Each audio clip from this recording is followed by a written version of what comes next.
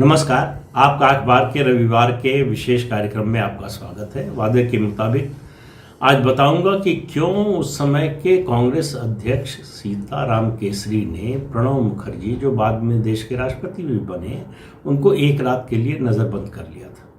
उनको कहीं जाने की इजाज़त नहीं थी, जाहिर है, यहाँ तक कि फ़ोन करने की भी इजाज़त नहीं थी। क्यों हुआ था ये, क्या वजह थी, सीताराम केसरी ने ऐसा क्यों किया, उसके बाद क्या हुआ, ये पूरी कहानी बताऊंगा। लेकिन इस कहानी की शुरुआत कहाँ से हुई, इससे बात शुरू करते हैं। तो इस कहानी की शुरुआत होती है 23 सितंबर 1996 से, जब पीवी नरसिम्हा राव को कांग्रेस अध्यक्ष पद से हटाकर सीताराम केसरी कांग्रेस के राष्ट्रीय अध्यक्ष बने। सीताराम केसरी उस समय के प्रधानमंत्री एचडी देवेगौड़ा को कतई पसंद नहीं करते थे। उसके बहुत से कारण थे, कुछ कारण आगे चलकर जुड़ गए। पहले से जो कारण थे उसमें सबसे बड़ा कारण था, केसरी को यह लगता था कि देवेगौड़ा पीवी नरसिम्हा राव के करीबी हैं, और ये बात सच भी थी। नरसिम्हा राव से वो अक्सर सलाह लेने जाते थे, देवेगौड़ा प्रधानमंत्री के रूप में। इसके अलावा केरल के पूर्व मुख्यमंत्री और कांग्रेस के वरिष्ठ नेता के करुणाकरण से भी वो मिलने जाते रहते थे। आप अंदाज़ा लगाइए कि 11 महीने के प्रधानमंत्री के कार्यकाल में देवेगौड़ा 8 बार करुणाकरण से मिलने उनके घर गए, और सिर्फ 2 बार केसरी से मिलने गए, जो पार्टी के राष्ट्रीय अध्यक्ष थे, जिनके समर्थन से सरकार चल रही थी देवेगौड़ा की। तो इससे आप अंदाज़ा लगा सकते हैं दोनों के संबंधों के बारे में।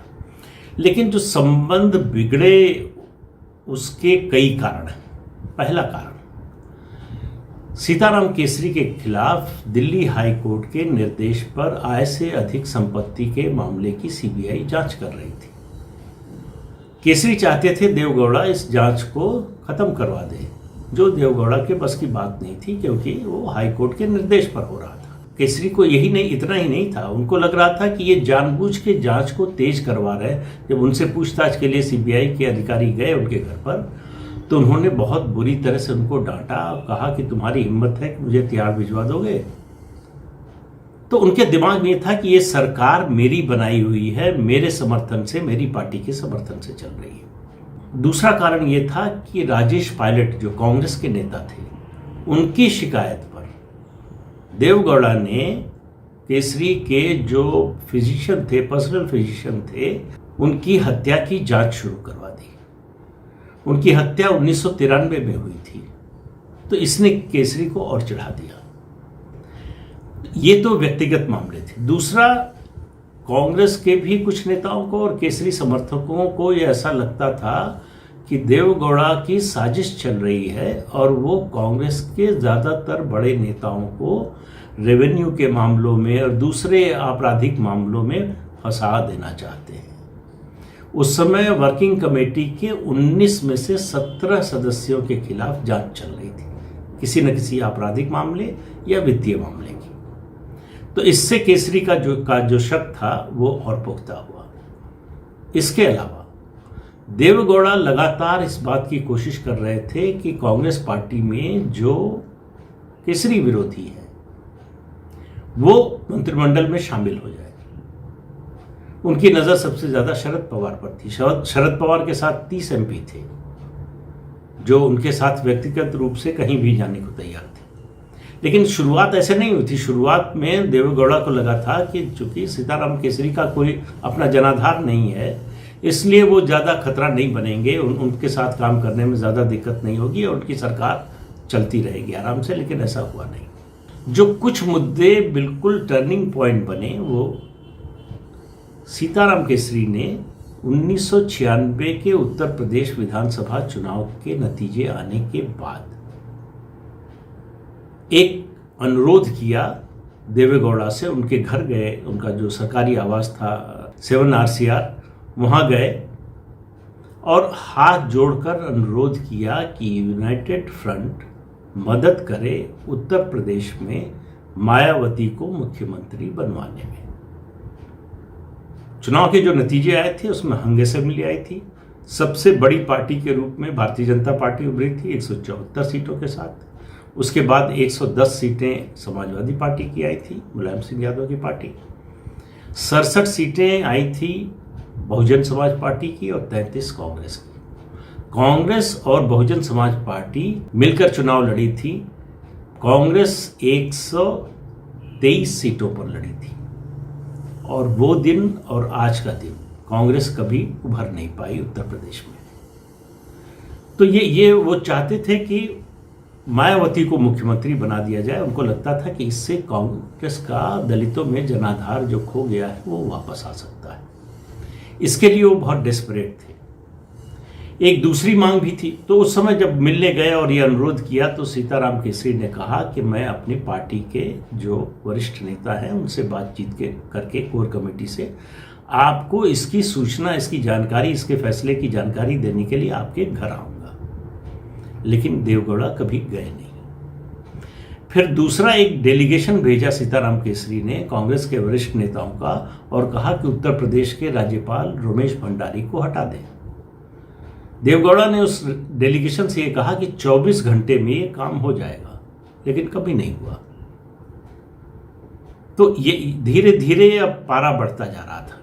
देखिए, सीताराम केसरी जब अध्यक्ष बने नरसिम्हा राव को हटाकर, तब से उनके मन में ये बात थी, उनको ये बात, कांग्रेस का ये फैसला रास नहीं आया था कि कांग्रेस पार्टी बाहर से समर्थन करे।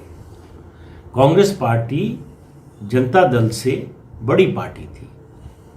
इसके बावजूद जो है 46 सीटों वाले जनता दल के नेता एच.डी. देवगौड़ा प्रधानमंत्री बने, क्योंकि उनको यूनाइटेड फ्रंट का जो बना था उसमें रीजनल पार्टीज के 100 एमपी थे, उसके अलावा लेफ्ट फ्रंट के 44 एमपी थे, उनका समर्थन हासिल था। लेकिन फिर भी ये बात सीताराम केसरी को रास नहीं आई। बहुत से लोगों को कहना है कि वो खुद प्रधानमंत्री बनना चाहते थे, इसलिए वो सरकार को उन्होंने अस्थिर किया। बाद में उन्होंने गुजरात सरकार को भी गिराया, वो अलग कहानी है। तो देवगौड़ा से संबंध बिगड़ते जा रहे थे। देवगौड़ा का जो है ब्लड प्रेशर बढ़ता जा रहा था। उनको लग रहा था कि अब उनकी सरकार संकट में है। तो उसके लिए देवगौड़ा जाने जाते पूजा पाठ में बड़ा यकीन करते हैं। तो कर्नाटक में 2 गधों को जलाया गया। वो कोई ऐसा कर्मकांड है जिसमें कहते हैं कि ऐसा करने से आपके दिन जो है वो बहुर आते हैं या आपके लिए बहुत अच्छा हो जाता है। ये हुआ। इसकी खबर उस समय के अखबारों में छपी। इसको सबसे पहले छापा इंडियन एक्सप्रेस ने। उसके बाद उनके घर पर, मतलब सरकारी आवास जो प्रधानमंत्री आवास था, वहाँ 8 अप्रैल 1997 को बड़ी पूजा हुई। उसमें घर के सब लोग शामिल हुए, 4 बेटे शामिल हुए, एक बेटी, दूसरी बेटी यूएस में थी, वो नहीं आ पाई। और इस सब की देखरेख उनके सबसे करीबी व्यक्ति थे सीएम इब्राहिम, जो केंद्र में मंत्री भी थे, कर्नाटक से आते थे। तो उन पर उनका बहुत भरोसा था। एक बात और है, जब सीताराम केसरी ये प्रस्ताव लेकर मायावती को मुख्यमंत्री बनाने का गए देवगौड़ा के पास, तो उस समय समाजवादी पार्टी ने विरोध किया। उन्होंने कहा कि हमारी पार्टी की संख्या ज़्यादा है, मुख्यमंत्री अगर बनेगा तो हमारा बनेगा। दूसरा काम ये किया देवगौड़ा ने, जिससे सीताराम केसरी और चिढ़ गए। उन्होंने सीएम इब्राहिम को भेजा कांशीराम के पास, कहा कि आप मुख्यमंत्री बन जाइए और मायावती को केंद्र में मंत्री बना देते हैं, जिसको कांशीराम ने रिजेक्ट कर दिया। ये खबर सीताराम केसरी को लग गई। इससे उनकी नाराजगी देवगौड़ा से और बढ़ गई।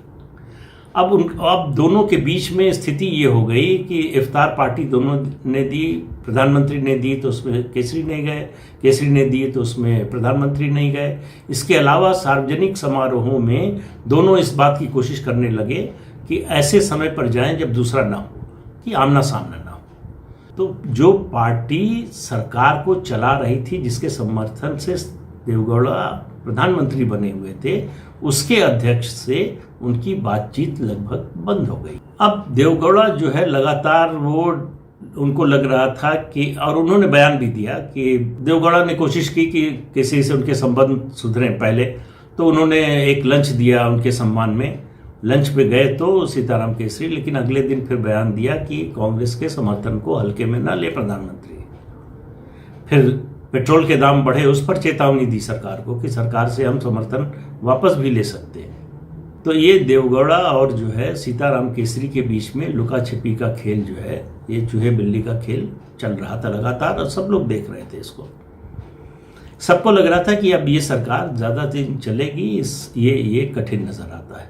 तो 11 अप्रैल 1997 को राष्ट्रपति के पास चिट्ठी पहुंची कांग्रेस अध्यक्ष सीताराम केसरी की कि कांग्रेस पार्टी देवगौड़ा सरकार से समर्थन वापस ले रही है। विश्वास मत का प्रस्ताव आया लोकसभा में, जाहिर है कि पराजित होना था, पराजित हो गए, गिर गया वो प्रस्ताव। देवगौड़ा को इस्तीफा देना पड़ा।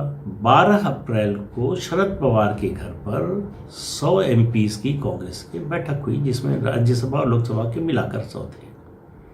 और इसमें सबके मन में ये नाराजगी थी। लोगों ने कहा कि भाई, एक तो शरद पवार को भी नाराजगी थी ये कि उनको जानकारी तक नहीं थी कि समर्थन वापस लेने की चिट्ठी जा रही है। पार्टी के किसी फोरम पर इस पर चर्चा नहीं हुई। और लोगों ने वहां पूछा, सांसदों ने, कि आखिर भाई किस आश्वासन पर केसरी जी ने समर्थन वापस लिया। उसमें एक नेता ने ये कहा कि आखिर हमने एक सेक्युलर गवर्नमेंट को क्यों गिरा दिया। हमने ये गठबंधन बनाया, ये सरकार बनाई बीजेपी जैसी सांप्रदायिक शक्ति को रोकने के लिए, और हमने एक सेकुलर गवर्नमेंट को गिरा दिया खुद ही। तो क्या इसके बाद मुसलमान कभी कांग्रेस को वोट देगा? उनका कहना था कि केसरी जी का ऑपरेशन तो सफल हुआ, लेकिन मरीज मर गया। तो ये गुस्सा लोगों में बहुत ज़्यादा था जब इसकी खबर, इसकी चर्चा आने लगी और मीडिया में लोग पूछने लगे, खबरें छपने लगी। तो सीताराम केसरी का एक बड़ा मज़ेदार बयान आया। उन्होंने कहा, मैं कांग्रेस अध्यक्ष हूँ, मूर्ख नहीं हूँ। मतलब उनका मतलब था कि मैं जानता हूँ कि क्यों समर्थन वापस लिया, उसकी वजह क्या है। लेकिन असली बात तो वो कहानी है प्रणब मुखर्जी की। 11 अप्रैल को चिट्ठी राष्ट्रपति भवन पहुंची, 11 अप्रैल 1997 को। 10 अप्रैल 1997 को सीताराम केसरी ने मनीष तिवारी को अपने घर पर बुलाया। कहा, टाइप करना जानते हो? तो उन्होंने कहा हाँ। तो टाइपराइटर मंगवाया गया।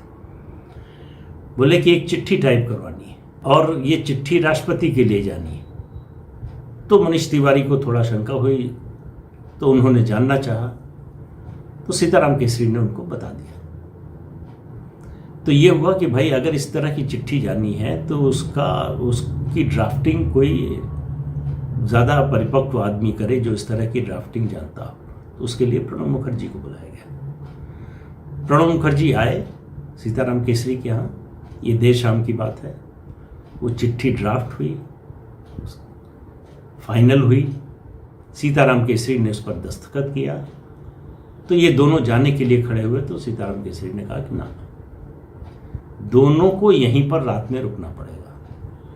मैं ये कतई नहीं चाहता हूं कि इस चिट्ठी की खबर इस घर से बाहर किसी और को मिले, हम 3 लोगों के अलावा। तो थोड़ा दोनों को परेशानी हुई कि भाई ऐसा कैसे, लेकिन सीताराम केसरी अड़ गए। उन्हीं के घर पर रुकने की व्यवस्था हुई, प्रणब मुखर्जी की और मनीष तिवारी की। दोनों रात भर रुके। सुबह जब चिट्ठी लेकर सीताराम केसरी का संदेशवाहक राष्ट्रपति भवन पहुंच गया, तब इन दोनों को घर से बाहर जाने की अनुमति मिली। अब उन दिनों कोई मोबाइल फ़ोन वगैरह तो होते नहीं थे। लैंडलाइन थी, वो एक ही थी, वो केसरी जी के कमरे में थी, वहाँ तक उन दोनों की पहुँच नहीं थी। तो एक किसी को पता नहीं चल सकता। तो पूरी कांग्रेस पार्टी में किसी को पता नहीं था कि उसके अध्यक्ष एक सरकार से समर्थन वापस लेने जा रहे हैं। उसका आधार क्या है, उसका कारण क्या है, ये किसी को पता नहीं था। किसी पार्टी के किसी मंच पर, फोरम पर इसकी भी चर्चा नहीं हुई थी कि क्या समर्थन वापस लेना चाहिए या नहीं। तो इस पूरी लुका छिपी के खेल में न तो एचडी देवगौड़ा कांग्रेस से किसी एक एमपी को तोड़ पाए और न सीताराम केसरी यूनाइटेड फ्रंट से किसी एक एमपी को तोड़ पाया। मजबूरी में उन्हें इसके बाद सीपीआई के नेता इंद्रजीत गुप्ता को ये संदेश भिजवाना पड़ा कि अगर यूनाइटेड फ्रंट दूसरा नेता चुन लेता है तो कांग्रेस पार्टी उसका समर्थन करने को तैयार है। इस तरह से आधार तैयार हुआ इंद्र कुमार गुजराल के प्रधानमंत्री बनने का। हालांकि वो भी 11 महीने से ज़्यादा नहीं रहे, केसरी जी ने उनसे भी समर्थन वापस ले लिया और उस समय ज़्यादा गंभीर कोशिश की थी उन्होंने प्रधानमंत्री बनने की, जिसमें वो कामयाब नहीं हो पाए। तो आज की कहानी इतनी ही। अगले अंक में फिर मिलेंगे किसी नए मुद्दे के साथ। तब तक के लिए इजाज़त दीजिए, नमस्कार। जाते जाते फिर आपको याद दिला दें कि ये चैनल देखिए, शेयर कीजिए और सब्सक्राइब ज़रूर कीजिए। और हाँ, सब्सक्राइब करने की बात से ये याद आया, आप सबका बहुत बहुत आभार। जितना आभार व्यक्त करूं वो कम ही है। आज ये चैनल आपके आशीर्वाद और सहयोग से सब्सक्राइबर्स की संख्या इसकी 50,000 पार कर गई। तो आपका बहुत बहुत शुक्रिया। लेकिन अगला लक्ष्य 1 लाख का है और वो आपके सहयोग और समर्थन के बिना नहीं हो पाएगा। मुझे उम्मीद है कि ये साथ बना रहेगा। नमस्कार।